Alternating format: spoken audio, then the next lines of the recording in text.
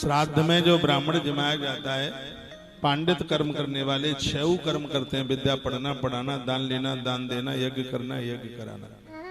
जनेऊधारी चोटी में गांठ लगाते हैं और विशेष कर्म कांड करते हैं। ऐसे ब्राह्मण ही श्राद्ध में बैठने के लायक। जो ब्राह्मण व्यापारी हैं उनको जमाने से श्राद्ध नहीं लगता।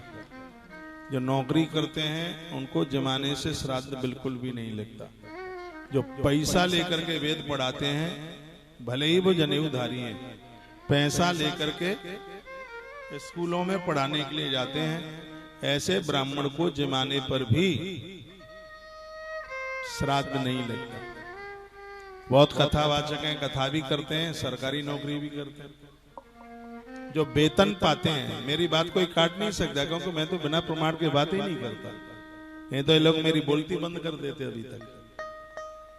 जो वेतन पाते हैं, तनख्वाह पाते हैं, ऐसा ब्राह्मण श्राद्ध में बैठकर जीवने का अधिकारी नहीं है। उसको तो आप ऐसे जमा सकते हैं जैसे परिवार के लोगों को जमा रहे हैं, लेकिन जब श्राद्ध की बात आती है तब आप नहीं जमा सकते। श्राद्ध में दामाद भी जीवने का अधिकारी नहीं है, जिसको आप जामाता कहते हैं। बेटी का बेटा बहुत पवित्र है। जैसे ब्राह्मणों को जमाने से पुण्य प्राप्त होता है, भांजे को और देवते को भी श्राद्ध में बिठाकर जमाने से वही पुण्य प्राप्त होता है।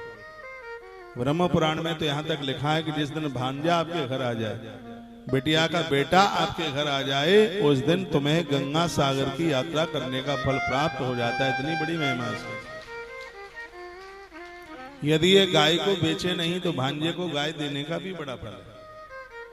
हाँ, गाय की वो सेवा करिए, नहीं कि मामा ने दिया और उसने बेच दिया मंडी में जाके हाट में।